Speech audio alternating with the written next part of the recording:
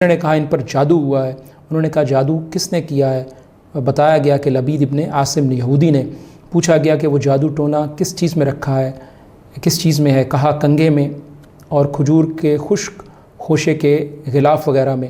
تو اس حدیث سے یہ پتہ لگا کہ جادو بھی ہوا، اس کا اثر بھی ہوا، پریشانی میں رسول اللہ صلی اللہ علیہ وسلم دعا بھی کر رہے ہیں، نتیجتاً اللہ تعالیٰ خواب بھی دکھا رہے ہیں، جادو کرنے والے کا نام بھی بتایا جا رہا ہے۔ ہمارا کہنا یہ ہے کہ جادو کا اثر صرف ذات محمد صلی اللہ علیہ وسلم پر ہوا تھا، نبوت محمد صلی اللہ علیہ وسلم اس سے بالکل غیر متاثر رہی۔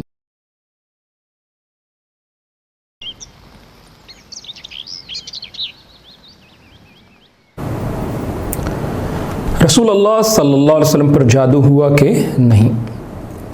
قرآن میں نبی پر جادو کا تذکرہ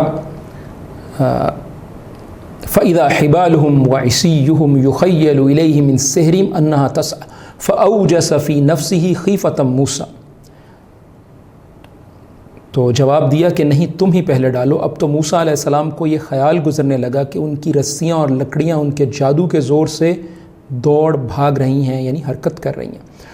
موسیٰ علیہ السلام نے اپنے دل ہی دل میں ڈر محسوس کیا۔ سورۃ طٰہٰ آیت 66 اور آیت 67۔ اس کے بعد حدیث میں نبی پر صلی اللہ علیہ وسلم پر جادو کا تذکرہ۔ عائشہ رضی اللہ عنہ بیان کرتی ہیں کہ نبی کریم صلی اللہ علیہ وسلم پر جادو کیا گیا۔ آپ کے ذہن میں بات ہوتی کہ فلاں کام میں کر رہا ہوں، حالانکہ آپ اسے نہ کر رہے ہوتے، یا آپ نے ایک کام کیا اور خیال کرتے کہ میں نے یہ کر لیا، لیکن آپ صلی اللہ علیہ وسلم وہ نہیں کیا ہوتا۔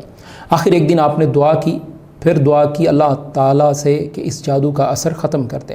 اس کے بعد آپ نے عائشہ رضی اللہ عنہ سے فرمایا تمہیں معلوم ہے کہ اللہ تعالیٰ نے مجھے وہ طریقہ اور تدبیر بتا دی ہے جس میں میرے لیے شفا ہے۔ میرے پاس دو آدمی آئے تھے، ایک تو میرے سر کی طرف بیٹھ گیا، دوسرا پاؤں کی طرف۔ پھر ایک نے دوسرے سے کہا کہ انہیں بیماری کیا ہے، دوسرے نے کہا ان پر جادو ہوا ہے۔ انہوں نے کہا جادو کس نے کیا ہے؟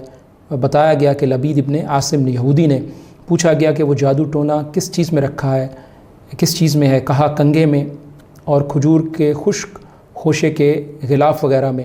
پوچھا گیا کہ یہ چیز کہاں ہے؟ کہا بیر زروان میں۔ پھر نبی کریم صلی اللہ علیہ وسلم وہاں تشریف لے گئے اور واپس آئے تو عائشہ رضی اللہ عنہا نے فرمایا کہ وہاں کے کھجور کے درخت ایسے ہیں جیسے شیطان کی کھوپڑی۔ تو میں نے رسول اللہ صلی اللہ علیہ وسلم سے پوچھا کہ آپ نے وہاں سے نکلوا دیا؟ الی آخر الحدیث۔ تو صحیح بخاری 3268۔ تو اس حدیث سے یہ پتہ لگا کہ جادو بھی ہوا، اس کا اثر بھی ہوا، پریشانی میں رسول اللہ صلی اللہ علیہ وسلم دعا بھی کر رہے ہیں، نتیجتاً اللہ تعالیٰ خواب بھی دکھا رہے ہیں، جادو کرنے والے کا نام بھی بتایا جا رہا ہے، اللہ تعالیٰ کی طرف سے جادو کا مقام بھی بتایا جا رہا ہے، اور جادو کے بارے میں یہی بتایا جا رہا ہے کہ اس سے آپ صلی اللہ علیہ وسلم کو شفا ہوگی۔ اسی طرح زید بن ارقم رضی اللہ عنہ سے ایک روایت ہے سنن نسائی 4085، اس میں بھی یہ ذکر ہے کہ اللہ کے رسول صلی اللہ علیہ وسلم پر ایک یہودی شخص نے جادو کیا۔ اور پھر ایک روایت السلسلہ صحیحہ میں 2761، اس میں بھی یہ ہے کہ اللہ کے رسول صلی اللہ علیہ وسلم پر جبریل جو ہے پھر معوذتین لے کر آئے اور ایک ایک آیت پڑھی جاتی اور پھر ایک ایک گرہ جو ہے کھولی جاتی۔ تو یہ تمام احادیث اس بات کا ثبوت ہیں کہ رسول اللہ صلی اللہ علیہ وسلم پر جادو ہوا۔ اس کے اثرات کیا تھے؟ تو صحیح بخاری کی روایت 5765 میں آتا ہے کہ آپ صلی اللہ علیہ وسلم کو یہ محسوس ہوتا کہ اپنے گھر والوں کے پاس آئے ہیں لیکن نہیں آئے ہوتے۔ اور دوسری روایت جو کہ صحیح بخاری 3268 میں، اس میں اللہ کے رسول صلی اللہ علیہ وسلم کے بارے میں یہ آتا ہے کہ آپ کو یہ محسوس ہوتا کہ آپ نے کوئی کام کر لیا ہے حالانکہ آپ نے نہیں کیا ہوتا۔ اب اس پر کچھ اعتراضات کیے گئے ہیں، ان اعتراضات کو ذکر کرتے ہیں پھر ان کا جواب دیتے ہیں۔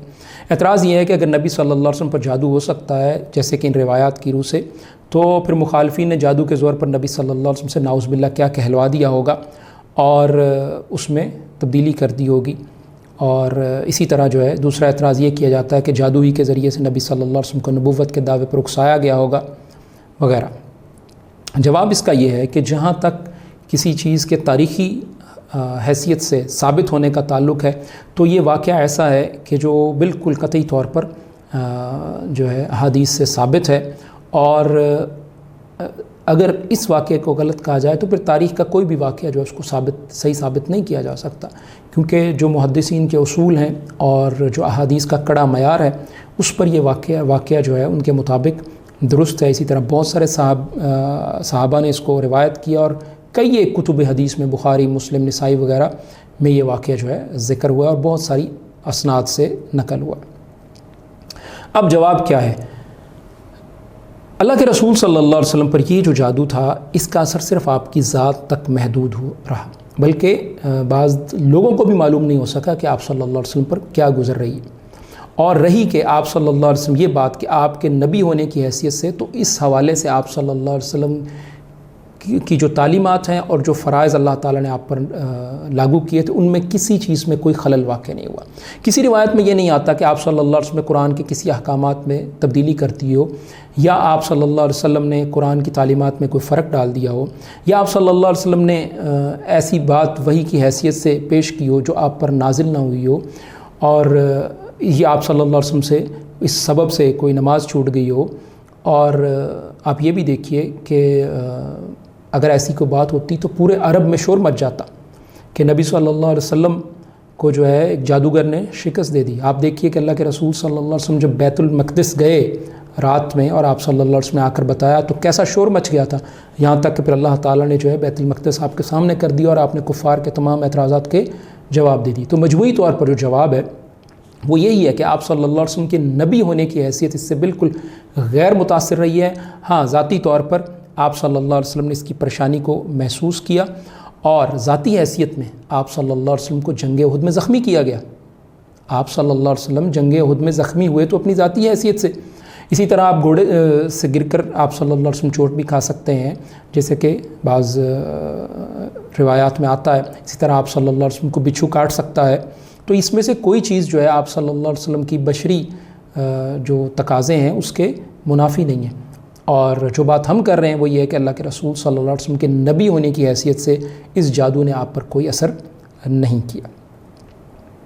مزید یہ اعتراض کیا جاتا ہے کہ یہ احادیث قرآن مجید سے متصادم ہے۔ قرآن میں تو کفار کا یہ الزام بیان کیا گیا ہے کہ نبی صلی اللہ علیہ وسلم مسحور یعنی جادو زدہ آدمی ہیں۔ یقول الظالمون ان تتبعون الا رجلا مسحورا، بنی اسرائیل 47، کہ تم لوگ جو ہے ایک جادو زدہ شخص کی پیروی کر رہے ہو۔ تو اس کا جواب یہ ہے کہ اگر رسول اللہ صلی اللہ علیہ وسلم کی نبوت پر جادو ہوا ہے تو کون سی ایسی باتیں ہیں جو ثبوت کے طور پر پیش کی جا سکتی ہیں کہ ان باتوں پر کو جو ہے اللہ کے رسول صلی اللہ علیہ وسلم نے تبدیل کر دیا جادو کے اثر کے پیش نظر۔ تو ہمارا کہنا یہ ہے کہ جادو کا اثر صرف ذات محمد صلی اللہ علیہ وسلم پر ہوا تھا، نبوت محمد صلی اللہ علیہ وسلم اس سے بالکل غیر متاثر رہی ہے۔ دوسری بات یہ کہ موسیٰ علیہ السلام پر بہتان لگایا گیا کہ یہ جادوگر ہیں، اور یہ بھی بہتان لگایا گیا کہ ان پر جادو کیا گیا ہے۔ یعنی ایک طرف آپ کو جادوگر بھی کہا جا رہا ہے اور یہ بھی کہا جا رہا ہے کہ آپ پر جادو کیا گیا۔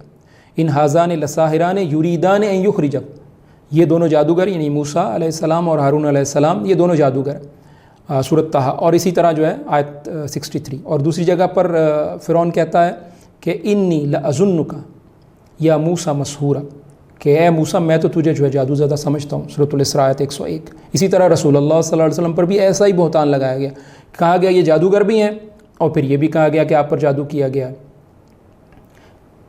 اذ یقول الظالمون ان تتبعون الا رجلا مسحورا، جب وہ ظالم کہہ رہے تھے کہ تم پیروی نہیں کرتے مگر ایسے آدمی کی جس پر جادو کیا گیا، سورۃ الاسراء آیت 47۔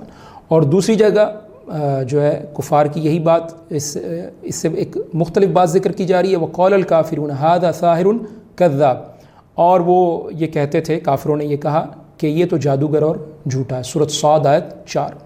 تو کافر اللہ کے رسول صلی اللہ علیہ وسلم کو جو ہے یہ بھی کہہ رہے ہیں کہ آپ صلی اللہ علیہ وسلم جادوگر ہیں، اور یہ بھی کہہ رہے ہیں کہ آپ صلی اللہ علیہ وسلم پر جادو کیا گیا، جیسے یہ کہتے تھے کہ آپ صلی اللہ علیہ وسلم جو ہے صادق اور امین ہے، اور پھر کہنے لگے کہ یہ شخص جھوٹا ہے جیسے اس آیت میں کہا گیا۔ اور اعتراض کرنے والا، اور آپ صلی اللہ علیہ وسلم کو امانت دار بھی کہتے تھے، اور پھر بھی آپ صلی اللہ علیہ وسلم کو بعد میں جھوٹا کہنے لگے۔